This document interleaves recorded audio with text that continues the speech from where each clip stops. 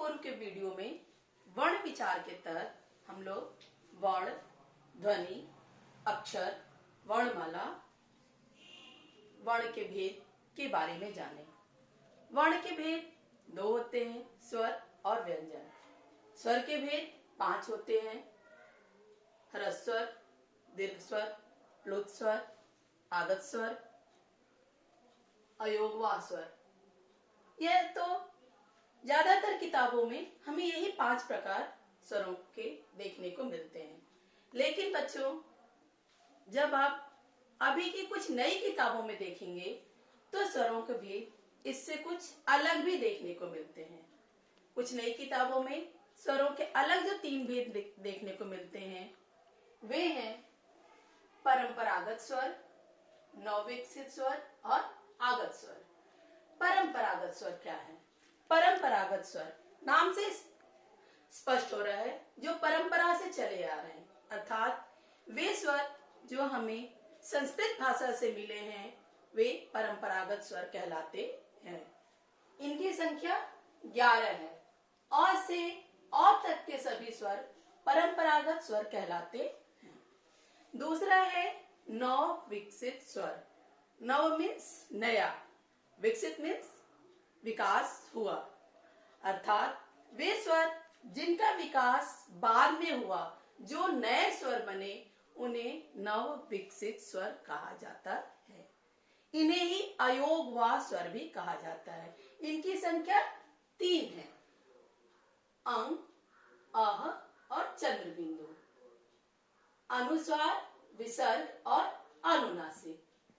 तीसरा स्वर जो है वो आगत स्वर, जो अंग्रेजों के प्रभाव से आया। इनकी संख्या 1 है, आ। इस तरह नए किताबों में जो स्वरों का विभाजन जो देखने को मिलता है उसमें उनकी संख्या 15 बताई गई है, और पुरानी किताबों में जब हम पढ़ते हैं तो उनकी संख्या 16 बताई गई है। नए किताबों में प्लुत स्वर को कई जगह शामिल नहीं किया गया है स्वरों में।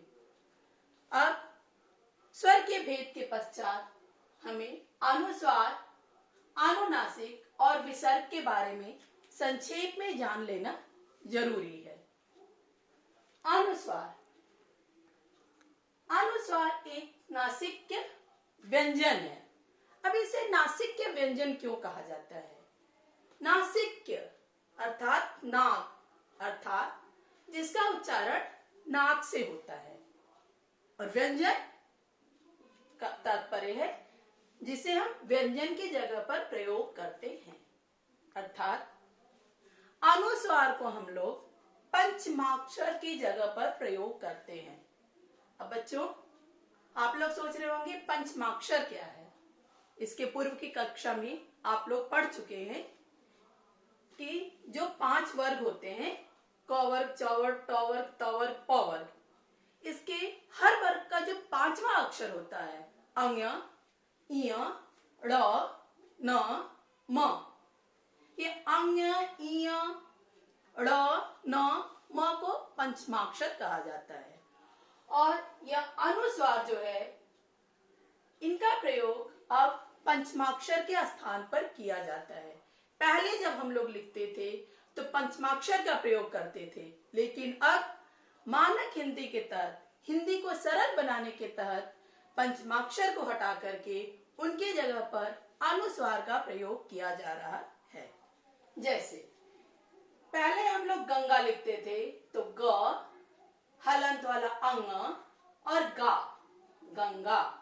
लेकिन अब हम लोग गंगा कैसे लिखते हैं? ग पर अनुस्वार और गा, गंगा, अर्थात ये अंग के स्थान पर हम लोग अनुस्वार का प्रयोग करते हैं। इसी प्रकार पहले हम लोग शांत लिखते थे, शा, आधा न और त, शांत। लेकिन अब हम लोग कैसे लिखते हैं? शा, अनुस्वार और त सॉरी, कंचा, क, आधा य, चा, कंचा। लेकिन अब क, अंक की मात्रा, चा, कंचा। इस तरह से अनुस्वार का प्रयोग पंचमाक्षर की जगह पर किया जाता है, इसलिए इसे नासिक्य व्यंजन कहा जाता है और इसीलिए इसे अयोगवाह भी कहा जाता है, क्योंकि हम इसे लिखते स्वर के तहत हैं लेकिन प्रयोग व्यंजन में भी करते हैं। अनुस्वार एक ऐसा स्वर है जिसके उच्चारण में वायु जो है वो सिर्फ नाक से निकलती है।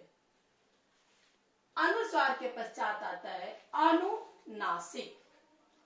अनुनासिक भी एक नासिक के स्वर ही है, जिसे हम चंद्र बिंदु भी कहते हैं। इसके उच्चारण में जो वायु निकलती है वो नाक और मुंह दोनों से निकलती है, जैसे चांद, गांव, सांप आदि।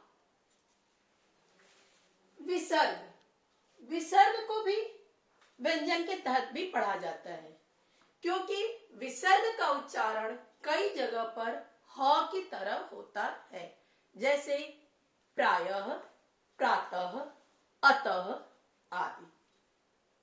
अब बच्चों, स्वर के बारे में पढ़ने के पश्चात अंत में हमें अनुस्वार और अनुनासिक के बारे में, अनुस्वार और अनुनासिक में अंतर जानना जरूरी है, क्योंकि ये दोनों नासिक के ध्वनि है, लेकिन इन दोनों में कुछ मूलभूत अंतर है। अनुस्वार, इसके उच्चारण में जो वायु बाहर निकलती है वो सिर्फ नाक से निकलती है, और अनुनासिक, इनके उच्चारण में वायु नाक और मुंह दोनों से निकलती है। इसमें आपको अगर कंफ्यूजन होता है तो आप इसको याद करने के लिए ऐसे याद कर सकते हैं कि अनुनासिक, नु ना सी क 5 अक्षर है। जिसमें 5 अक्षर हैं उनमें वायु नाक और मुंह दोनों से निकलती है, और अनुस्वार, इसमें 4.5 अक्षर हैं।